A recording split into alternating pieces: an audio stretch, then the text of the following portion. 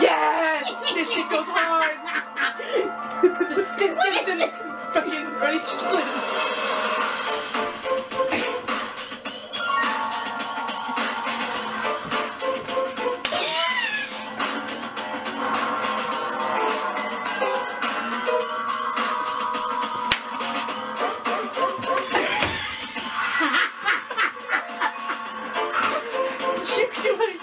that fucking kills me.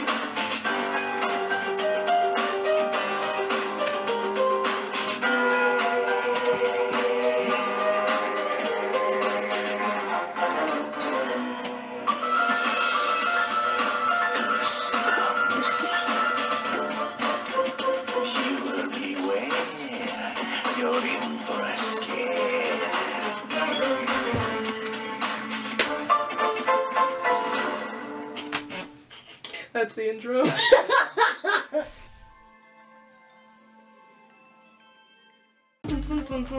Pop yo pussy to some scary stories. What are you doing now? Some more pussy.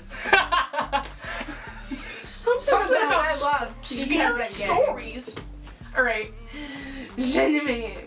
Tell some scary stories. Scary boys. We're a bunch of spoopy boys. We're a bunch of spoopy dopes. What the fuck is that?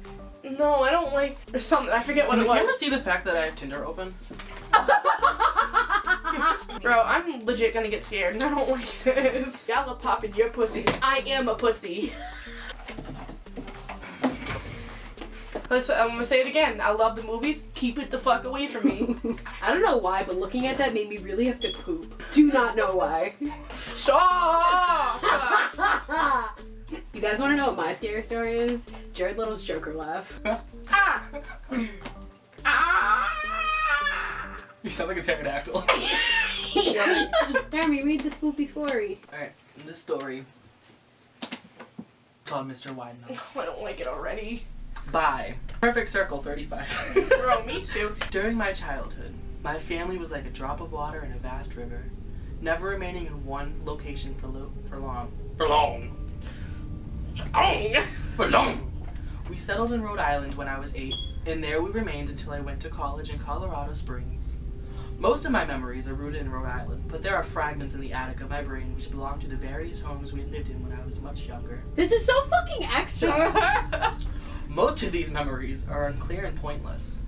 Chasing after another boy in the backyard of a house in North Carolina, trying to build a raft to float on the creek behind the apartment we rented in Pennsylvania, and so on.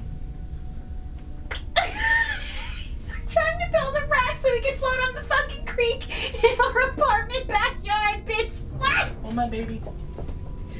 Oh my god. But there is one set of memories which remains as clear as glass. Is it bad, like, for a second? You know when you watch a horror movie and you're like, oh, it's good, and you're like, wait, fuck, it gets worse. Like, that was literally, I was like, oh, this is nice, and I was like, shit. But there is one set of memories which remains as clear as glass, as though they were just made yesterday. I often wonder whether these memories are simply lucid dreams produced by the long sickness I experienced that spring, but in my heart, I know they are real. We were living in a house just outside the bustling metropolis of New Vineyard, Maine. Population, 643. Of course it's in Maine. It was a large structure, especially for a family of 3. There were a number of rooms that I didn't see in the 5 months we resided there. In some ways, it was a waste of space, but it was the only house on the market at the time, at least within an hour's commute to my father's place of work. The day after my 5th birthday, attended by my parents alone, sad loser. Attended by only my parents. Like, why do you want us to know you're a fucking nerd? I came down with a fever. The doctor said I had mononucleosis. I think I said that right. The nucleus. If you or anyone you know has mesothelioma. Which meant no rough play and more fever for at least another 3 weeks. It was horrible timing to be bedridden. We were in the process of packing our things to move to Pennsylvania, and most of my things were already packed away in boxes, leaving my room barren. My mother brought me ginger ale and books several times a day. Hold on, you couldn't have just said empty? Really? And these served the function of being my primary form of entertainment for the next few weeks. Boredom always loomed just around the corner, waiting to rear its ugly head and compound my misery. I don't exactly recall how I met Mr. Widemouth. I think it was about a week after I was diagnosed with mono. I'm sorry, can we pause really quick? So you having a fever dream? Hold on. I know this is really bad, but the fact he's just like, I was 5 and I met Mr. Widemouth, like, tell me that doesn't sound like a molestation story. Like, Yeah, no. tell me this is not a tortured little boy. Like, Is it a boy or is it a girl? I think it's a boy. Oh shit, I was picturing a little girl. Anyway, excuse me, that's heteronormative. Wow. Anyway, what I was gonna say was, they're fucking seeing this after literally having like being sick. Like it's a fever dream, bro. But I'm sure it's gonna get worse. So let's continue. My first memory of the small creature was asking him if he had a name. He told me to call him Mr. Widemouth because his mouth was large. It wasn't wide. It wasn't wide. Why you call him Mr. He told me to call him Mr. Widemouth. Why? My mouth is large. What'd that mouth do? Can I call you Mr. Largemouth? No, you call me Mr. Widemouth, but your mouth is large, not wide. Why do I sound like I sound like Linda from Bob's Burgers. Alright, ready? Yeah. In fact, everything about him was large in comparison to his body. He said he got a big dick. Oh my god! His head, his eyes, his crooked ears. His pussy! But his mouth was by far the largest. Eating that pussy, baby. You look kind of like a Furby, I said. Kind of like a furry! I said as he flipped through one of my books. Mr. Widemouth stopped. Oh god damn it, he looks like a Furby. Mr. Widemouth stopped and gave me a puzzled look. Don't have to see that. Furby? What's a Furby? He asked. Why? Don't do the voice. No, do the voice. I shrugged. You know, the toy, the little robot with the big ears. You can pet and feed them, almost like a real pet. Oh, Mr. Widemouth resumed his activity. You don't need one of those. They aren't the same as having a real friend. Is he? I remember Mr. Widemouth disappearing. Every time my mother stopped by to check in on me. I lay under your bed, he explained.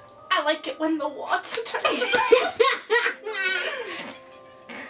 I don't want your parents to see me because I'm afraid they won't let us play anymore. I don't want your parents to know about us, little Timmy. Like, Oh no. We didn't do much during those first few days. Mr. Widemouth just looked at my books, fascinated by the stories and pictures they contained. The third or fourth morning after I met him, he greeted me with a large smile on his face. I have a new game to play. Hide the he said. soul. We have to wait until after your mother comes to check on you, because she can't see us play it. It's a secret game. After my mother delivered more books and soda at the usual time, Mr. Widemouth slipped out from under the bed and tugged my hand. We have to go to the room at the end of this hallway, he said. I objected at first, as my parents had forbidden me to leave my bed without their permission. can I pause really quick? This is such a white kid thing. Like, if... But Mr. Widemouth persisted until I gave in. Continue.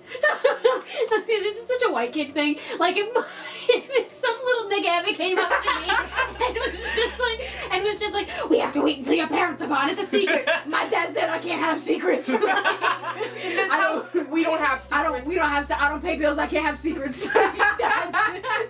My daddy said I can't lock the door. I can't have secrets. Like, I'm sorry. Keep going. The room in question had no furniture or wallpaper. Its only distinguishing feature was a window opposite the doorway. Mr. Widemouth darted across the room and gave the window a firm push, flinging it open. He then beckoned me to look out at the ground below. Kill yourself. We were on the second story of the house, but it was on a hill, and from this angle the drop was farther than the 2 stories due to the incline. I like to play pretend up here, Mr. Widemouth explained. I'm gonna pretend to break your neck. I pretend that there is a big, soft trampoline below this window, and I jump. If you pretend hard enough, you bounce back up like a feather. Hold on. This nigga's an idiot. Keep going. I want you to try. Kill I was yourself. a 5-year-old with a fever, so Kill only you. a hint. He was 5? Only a hint of skepticism darted through my thoughts as I looked down and considered the possibility. It's a long drop, I said. But that's all part of the fun. It wouldn't be fun if it was only a short drop. If it were that way, you may as well just bounce on a real trampoline. I toyed with the idea. Shit. Picturing my... Sorry. You're a fucking moron. Sorry. I toyed with the idea, picturing myself falling through the thin air, only to bounce back up to the window on something It's unseen only fun if you break your fucking neck. by human eyes. But the realist in me prevailed. Maybe some other time, I said. I don't know. If I have enough imagination, I could get hurt. Mr. Widemouth's face contorted into a snarl, but only for a moment. Anger gave way to disappointment. If you say so, he said. He spent the rest of the day under my bed, quiet as a mouse. Bitch. The following morning, Mr. Widemouth arrived, holding a small box. I want to teach you how to juggle, he said. Here are some things you can use to practice. Knives. Before I start giving you lessons. I looked in the box. It was full of knives. My parents will kill me, I shouted. Horrified that Mr. Widemouth had brought knives into my room, objects that my parents would never allow me to touch. I'll be spanked and grounded for a year. Hey, his parents actually fucking discipline him. I know, but like I said, this is a white kid. I'll be spanked. My daddy finna whoop my ass. I'm sorry. Mr. Widemouth frowned. It's fun to juggle these. I want you to try it. I pushed the box away. I can't. I'll get in trouble. Knives aren't safe to just throw in the air. Mr. Widemouth's frown deepened into a scowl. He took the box of knives and slid under my bed, remaining there the rest of the day. He took them! I began to wonder how often he was under me. I started having trouble sleeping after that. Mr. Widemouth often woke me up at night, saying he put a real trampoline under the window, a big one that I couldn't see in the dark. I always declined, and I tried to go back to sleep, but Mr. Widemouth persisted. Sometimes he stayed by my side until early in the morning, encouraging me to jump. He wasn't so fun to play with anymore. My mother came to me one morning and told me I had her permission to walk around outside. She thought the fresh air would be good for me, especially after being confined to my room for so long. Ecstatic, I put on my sneakers and trotted out to the back porch, yearning for the feeling of sun on my face. Mr. Widemouth was waiting for me. Oh shit. I have something I want you to see, he said. I must have given him a weird look, because he then said, it's safe, I promise. I followed him to the beginning of a deer trail, which ran through the woods behind the house. This is an important path, he explained. I've had a lot of friends about your age. Oh my god. When they were ready, I took them down this path to a special place. You aren't ready yet, but one day, I hope to take you there. I returned to the house, wondering what kind of place lay beyond that trail. 2 weeks after I met Mr. Widemouth, the last load of our things had been packed into a moving truck. I'd be in the cab of that truck, sitting next to my father for the long drive to Pennsylvania. I considered telling Mr. Widemouth that I would be leaving, but even at 5 years old, I was beginning to suspect that perhaps the creature's intentions were not my benefit, despite what he said otherwise. For the reason, I decided to keep my departure a secret. My father and I were in the truck at 4 a.m. He was hoping to make it to Pennsylvania by lunchtime tomorrow with the help of an endless supply of coffee and 6-pack of energy drinks. He seemed more like a man who was about to run a marathon, rather than one who was about to spend 2 days sitting still. Fuck. Early enough for you? My father asked with a hint of sympathy. I nodded and placed my head against the window, hoping for some sleep before the sun came up. I felt my father's hand on my shoulder. This is the last move, son, I promise. I know it's hard for you, as sick as you've been. Once Daddy gets promoted, we can settle down and you can make friends. I opened my eyes. As we backed out of the driveway, I saw Mr. Widemouth's silhouette in the bedroom window. Oh god. He stood motionless until the truck was about to turn onto the main road. He gave a pitiful little wave goodbye, steak knife in hand. I didn't wave back. Years later, I returned to New Vineyard. Why? Why? Hold on. Could you imagine, real quick, if it's like steak knife in hand and all of a sudden he was just like, all I can imagine is him from like the back seat just being like, like 5 years old, like fucking what's his name from The Shining, just like, Hey, Mr. Widemouth, go fuck yourself. Alright. The piece of land our house stood upon was empty except for the foundation, as the house burned down a few years after my family left. Out of curiosity, I followed the deer trail that Mr. Widemouth had shown me. Bitch. Part of me expected him to jump out from behind a tree and scare the living bejesus out of me. Scare the living bejesus. Oh my god. But I felt that Mr. Widemouth was gone, somehow tied to the house that no longer existed. The trail ended at the New Vineyard Memorial Cemetery.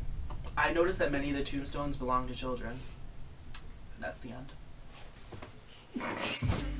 I don't want to go near the bed. I feel like it. I feel like he's there waiting for me. I'm holding my baby. Scared the bejesus out of me. The bejesus! He was like, I went back. Why? The scariest part of that story was him saying the word bejesus unironically. Scared the living bejesus out of me, it did. No, what the fuck? How old was he when he went? Does it say how old he was when he went Yeah, back? that's what I was I don't thinking. know, I'd probably assume he was an adult. He's a dumb adult.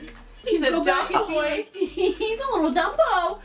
Go back just like, hey, remember when I thought like this little monster thing was gonna fucking murder me? Let's go back and visit. Like, my friend's funny. I've been holding it for That's how how long we end days? this. Never goes out of style. I'll be back. I always come back. That's it. I'm going home. I'm going home. What happened? I wasn't even looking. Fucking lick the side of it. I'm going home. Alright. I'm going home. Thanks for watching. Spooky, scary skeletons and shivers down your spine. Shrieking skulls will shock your soul, seal your doom tonight. Spooky, scary skeletons, shivers down your spine.